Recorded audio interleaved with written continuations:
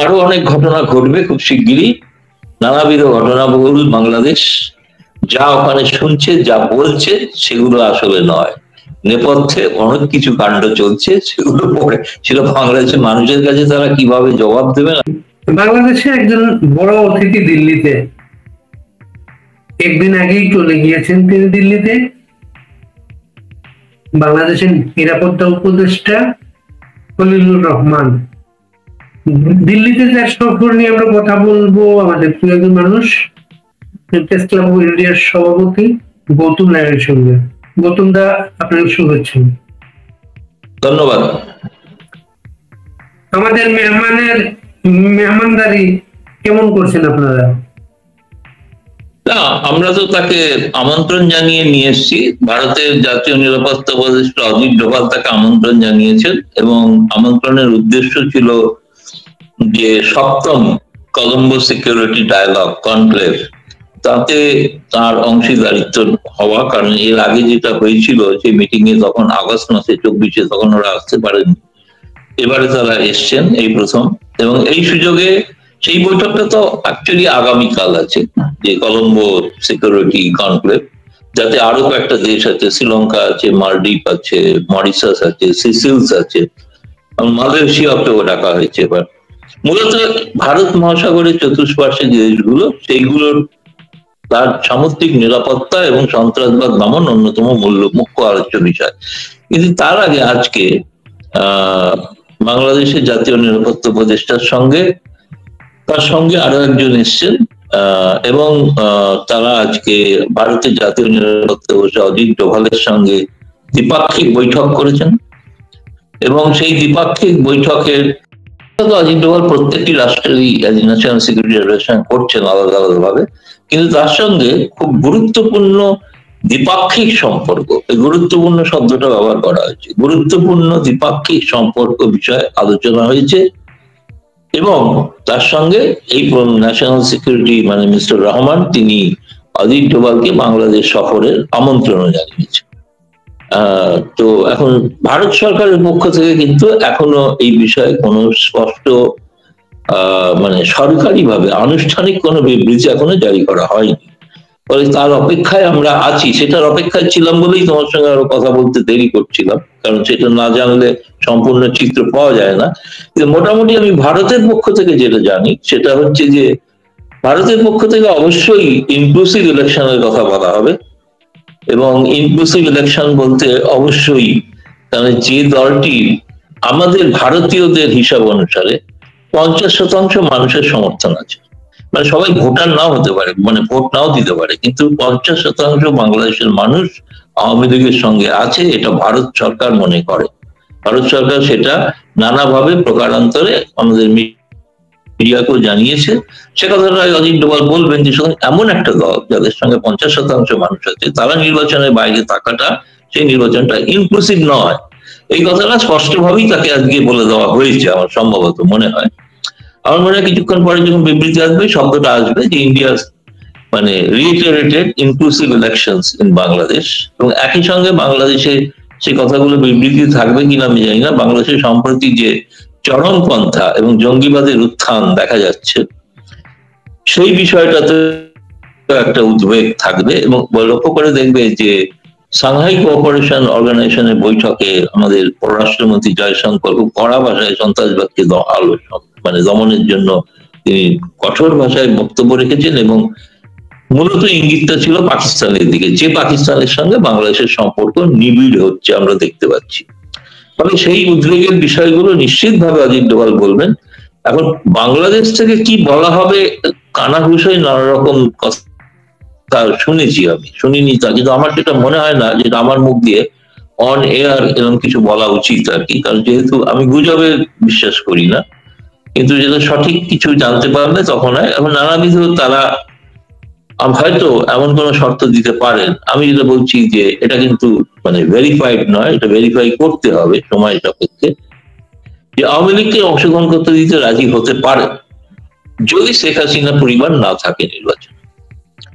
এমন একটা সম্ভাবনার কথা শোনা গিয়েছে কানাঘুষোর মাধ্যমে। আমি বলছি, আমি একেবারে গুজব বলছি না, আমি বলছি কানাঘুষো, মানে বাতাসে ঘুরছে কথাটা, যে হাসিনাকে বাদ দিয়ে নির্বাচন। কিন্তু আমি জানি আওয়ামী লীগ তারা নেতৃত্ব যেটাই আছেন তারা হাসিনাকে বাদ দিয়ে কোনো নির্বাচনে যাবেন এমন কোনো সিদ্ধান্ত নেননি। কিন্তু বাংলাদেশের কিছু আওয়ামী লীগ পন্থী নেতা আছেন যারা কিছু কিছু মানুষ দিল্লি ঘুরে গিয়েছেন, আমি নাম বলবো না, আমার সঙ্গে দেখা করে গিয়েছেন।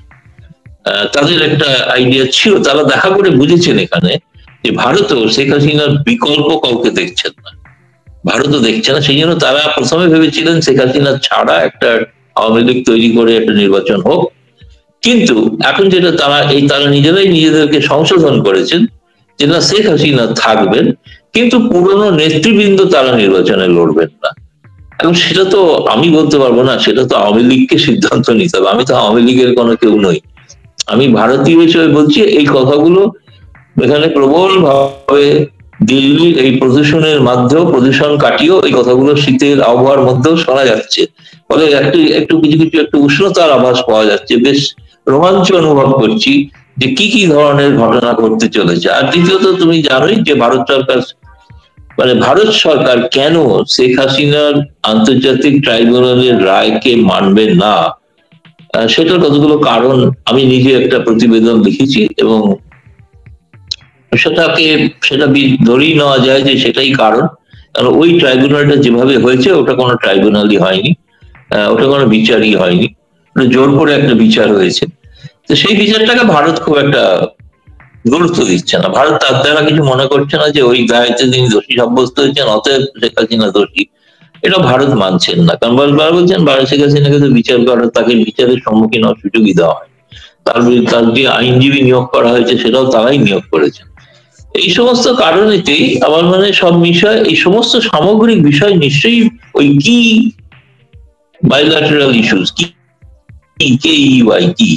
এই বাইল্যাটারাল ইস্যুস যেটা বাংলাদেশ হাই কমিশন থেকে যেটা দেওয়া হয়েছে বিবৃতি, তাতে এগুলো আছে। এটা কি বাইল্যাটারাল ইস্যুস, কি বাইল্যাটারাল ইস্যুস কোনটা সে ব্যাপারে স্পষ্ট কিছু বলেননি তারা, কিন্তু আমরা অনুমান করে নিচ্ছি যে অবশ্যই তার মধ্যে এই বিষয়গুলো সন্ত্রাসবাদ থাকবে, আসন্ন নির্বাচনের প্রসঙ্গ থাকবে এবং শেখ হাসিনা প্রত্যাবর্তনের বিষয় থাকবে। প্রত্যাবর্তনের কথা আমার মনে হয় না তারা তুলবেন ছিলাম, যাই না, তিনি হয়তো বাংলাদেশের জনতার স্বার্থে বলার জন্য হয়তো বলবেন আমি তুলেছি, কিন্তু সেটা তুললে যে কি জবাব পাবেন সেটা আগে থেকেই তিনি জানেন, এটুকুই বলতে পারি। এই বৈঠকটার জন্যই কি মানে একদিন আগে দিল্লি গিয়েছিলেন? হ্যাঁ, কারণ হচ্ছে যে বৈঠকটা তো আজকে হয়েছে না, কিন্তু তিনি গতকাল এসছেন। গতকাল সন্ধ্যে 6:30টায় তিনি ল্যান্ড করেছেন এবং আমি যতদূর জানি দিল্লির একটা 5 তারা হোটেলে তারা 3 জনের জন্য 3টে রুম বুক করা ছিল, কিন্তু তিনি সেই রুমে থাকেননি, তিনি অন্যত্র ছিলেন। আমার ধারণা তিনি হয়তো হাই কমিশনারের বাড়িতেই ছিলেন এবং সেখানে তারা একটা গুরুত্বপূর্ণ মিটিং তো বলে আলাপ আলোচনা করতে চাইছেন এবং ওদের দুজনের সম্পর্ক খুবই ভালো আর কি, রিয়াজ হামিদুল্লাহ এবং ফজলুর রহমান। ফলে সেক্ষেত্রে তাদের একটা পারস্পরিক বোঝাপড়া, আলোচনা ইত্যাদি করে নেওয়া, সেটা একটা দরকার ছিল সন্ধ্যেবেলায় বা গতকাল। আজকে সারাদিনের মিটিংটা দুপুরে হয়েছে, ফলে তেমন আর কিছু তিনি করেছেন বলে আর কিছু এখনো শুনিনি। রাতে নিশ্চয়ই নৈশভোজ আছে, কিন্তু কালকে দুপুরে হায়দ্রাবাদ হাউসে ফর্মাল কলম্বো সিকিউরিটি কনক্লেভের বৈঠক, সেই বৈঠকের পরেই উনি দুপুরবেলায় পরেই কিন্তু ফিরে যাবেন। আমি ওনার যে সফরসূচি, যেটা সরকারি সফরসূচি, সেই সরকারি সফরসূচিটা পেয়েছি, যেটা সরকারি ভাবে আদেশ দেওয়া হয়েছিল, তাতে তলায় লেখা আছে যতটুকু সময় তাকে থাকতে বলা হয়েছে ততটুকু সময় তিনি থাকবেন, তার বাইরে কোনো অতিরিক্ত সময় থাকবেন না। এই কথাটা পরিষ্কার স্পষ্টত সরকারি আদেশে লেখা আছে। তো ন্যাশনাল সিকিউরিটি অ্যাডভাইজার, আমি ভেবেছিলাম তিনি হয়তো বিশাল ক্ষমতা সম্পন্ন কেউ একজন হবেন, তারও পেছনে আরো কেউ ক্ষমতা সম্পন্ন আছেন। একজন জুনিয়র অফিসার সই করছেন একটা অর্ডারে, তাতে লেখা আছে তিনি, মানে হচ্ছে তার সময়ের বেশি যেন 1 মিনিটও না থাকেন। এই যে লেখার কারণে তিনি একদিন আগে চলে এসেছেন আমরা। এর সাথে আমাদের যে কিংস পার্টি, যেটা বাংলাদেশে প্রফেসর ইউনূস, কিংস পার্টির এক নেতা বলেছেন ফজলুর রহমান যাতে শেখ হাসিনাকে সঙ্গে নিয়ে দেশে গেলেন। সে তো এখন কি বলে, এটা কোনো এই প্রশ্ন, এটা তো বলার কোনো মানে কোনো উত্তরই নেই। আর কি উত্তর দেবো? তিনি মনে করেছেন সঙ্গে নিয়ে, এবার তিনি তো যাবেন না তার শেখ হাসিনাকে সঙ্গে নিয়ে, তাহলে কি করবেন সেটা কি বলেছেন? যে যদি না ফেরেন সঙ্গে নিয়ে তাহলে কি করবো? তাহলে কি চাকরি খেয়ে দেবেন ওনার? জুনিয়র অফিসার যখন লিখতে পারে যে 1 মিনিটও বেশি থাকবেন না, যায় না, চাকরিও খেয়ে নিতে পারেন না গেলে। কিছু একটা তাকে প্রতিশ্রুতি নিয়ে গিয়ে ওখানে হয়তো দেখাতে হবে, বলতে হবে যে আমি এটা বলেছি।